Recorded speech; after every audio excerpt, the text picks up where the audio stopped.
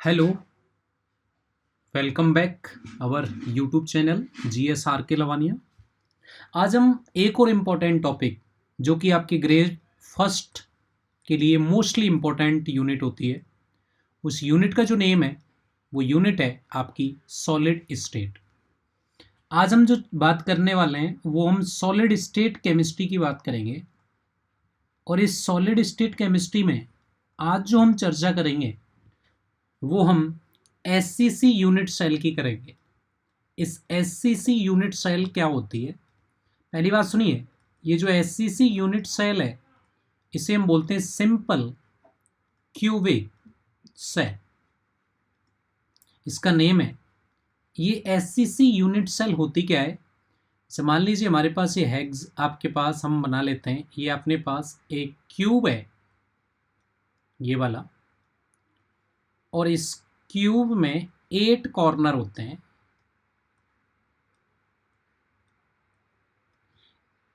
अगर क्यूब के 8 कॉर्नर, जैसे ये 1 कॉर्नर, ये 2, ये 3, ये 4, ये 5, ये 6, ये 7, ये 8, यहाँ पे एटम हो 1, यहाँ पे एटम हो 2, यहाँ पे एटम हो 3, यहाँ पे एटम हो 4, यहाँ पे एटम हो 5, यहाँ पे एटम हो 6, यहाँ पे हो 7, और सॉरी यहाँ पे हो 8।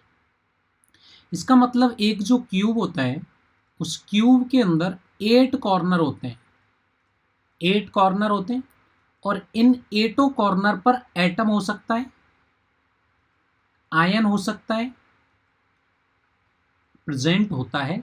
तो ऐसी जो यूनिट सेल होती है उस यूनिट सेल को हम SCC यूनिट सेल कहते हैं। अच्छा, ये बात हो गई। अब हम बात करते हैं आपके इस SCC यूनिट सेल में। मैं इस वाले डायग्राम को यहाँ बना रहे हैं हम 5, 6, 7, 8 वाले को। तो देखो हमारे पास क्या बनेगा डायग्राम, ये वाला डायग्राम बनेगा।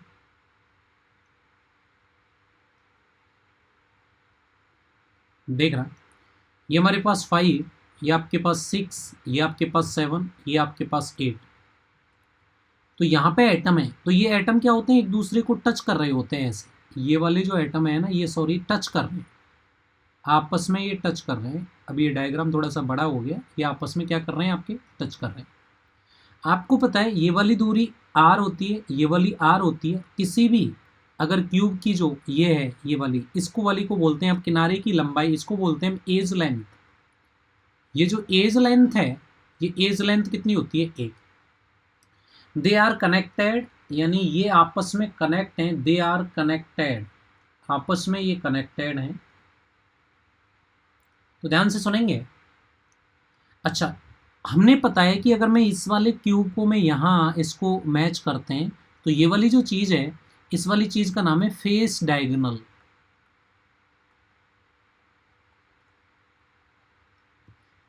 तो अगर हम रिलेशन की बात करें इस A और R में, तो हमें दिख रहा है A बराबर क्या दिख रहा है, R प्लस R दिख रहा है।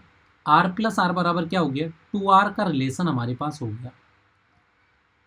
ये जो रिलेशन है वो इन दो जो ये कॉन्स्टिट्यूएंट्स एटम्स हैं इनके मध्य का रिलेशन है। यानी ये R है, ये R है, और ये किसके बराबर इक्वल है, आपको पता है ये A के इक्वल है। तो आपको यहाँ से पता लग जाएगा कि यहाँ से हमारे पास एक और रिलेशन आ गया कि ये A बराबर जो होता है वो R प्लस R बराबर क्या हो गया, 2R हो गया। ये फर्स्ट रिलेशन आ गया। अच्छा, मैं इस वाले डायग्राम को यहाँ भी लिख सकता हूँ। फॉर एग्जाम्पल मेरे पास ये एक शेप है, इस वाले की त्रिज्या जो है वो R है, इस वाले की R है, और इन दोनों एटम्स के जो बीच की दूरी होती है उस बीच की दूरी को हम बोलते हैं डिस्टेंस D। अच्छा, ये D क्या है इसके बारे में भी हम इंट्रोड्यूस आपको कर देते हैं। ये जो D है वो अपने पास है distance in between two nearest neighbours.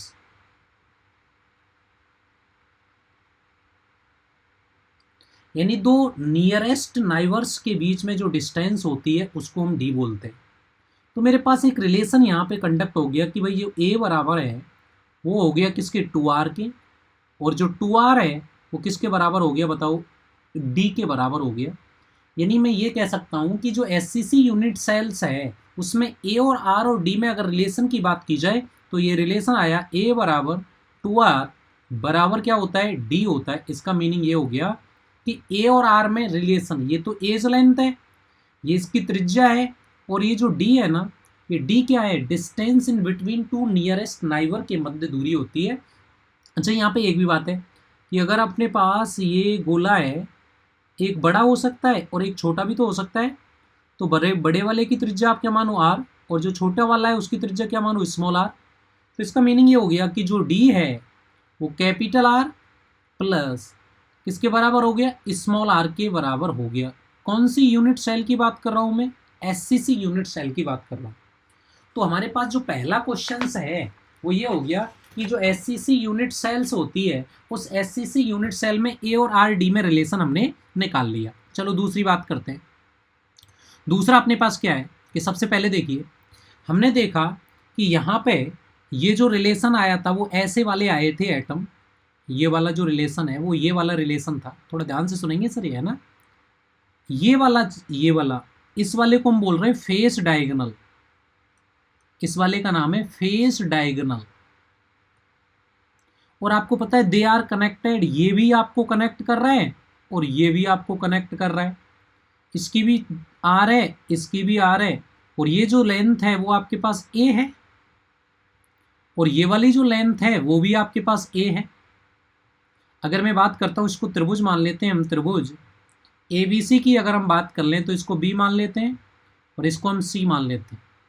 अगर हम ABC की बात करते हैं तो ABC के अकॉर्डिंग पाइथागोरस थ्योरम लगाएंगे तो ये जो वैल्यू आएगी, इस वाली वैल्यू का नाम √2a आएगा। तो इसका मीनिंग ये हो गया कि ये जो AC है वो AC जो बराबर हो गया वो किसके बराबर हो गया, √2a के बराबर हो गया। और AC को हम क्या बोलते हैं, कौन सा डायगोनल बोलते हैं, फेस डायगोनल। तो फेस डायगोनल की वैल्यू क्या हो गई बताओ, √2a हो गई। ठीक है। अच्छा, मैंने अभी रिलेशन पढ़ा था, चूंकि हम जानते हैं कि a बराबर क्या होता है, अपने पास 2r होता है, तो मैं यहाँ पे इस फेस डायगोनल वाली जो वैल्यू है, इस फेस डायगोनल वाली वैल्यू में √2 इंटू a की जगह क्या रख सकता हूँ, 2r। इसका मीनिंग ये हो गया कि 2√2r मेरे पास सिंपल क्यूबिक सेल में ये जो वैल्यू आई है वो किसकी वैल्यू आई है, फेस डायगोनल की वैल्यू आ गई। तो जब भी मैं न्यूमेरिकल करूंगा तो ये वाले न्यूमेरिकल आपको एज इट इज काम आएंगे, ये वाला जो न्यूमेरिकल है वो आपको एज इट इज काम आएगा। तो मैं आपसे पूछूंगा कि जो फेस डायगोनल है उस फेस डायगोनल की जो वैल्यू है वो कितनी आएगी, 2√2 आएगी। तो ये पहला क्वेश्चन हो गया हमारे पास। अच्छा, मेरे पास दूसरा और लास्ट क्वेश्चन है। अगर मैं बात करता हूँ बॉडी डायगोनल की, तो बॉडी डायगोनल देखो, अभी मैं ये रिप्रेजेंट कर रहे हैं कि अपने पास ये एक क्यूब है, इस क्यूब में अपने पास ये है, अगर अपने पास एक क्यूब है, इस क्यूब की बात कर रहे हैं, यहाँ वाला एटम और ये वाला एटम, और मैं इसको ये मिला देते हैं। अगर मैंने इसको मिलाया है तो इस वाले जो एटम का नेम है वो, इस वाले एटम का नेम हम बोलेंगे बॉडी डायगोनल। ये जो एटम है, इस वाले एटम का जो नेम है बेटा वो कौन सा है, बॉडी डायगोनल। अच्छा, हमें बॉडी डायगोनल निकालना है, तो बॉडी डायगोनल निकालने के लिए मैं ये वाला यहाँ से खींच लूँ। आपको पता है ये वाली लेंथ a हो गई और ये वाली लेंथ मैंने अभी निकाली है फेस डायगोनल की, √2a हो गई। तो ये जो वाली लेंथ है वो √3a हो गई। तो मैंने सीख लिया कि बॉडी डायगोनल बराबर क्या होता है, ये √3a हो गया।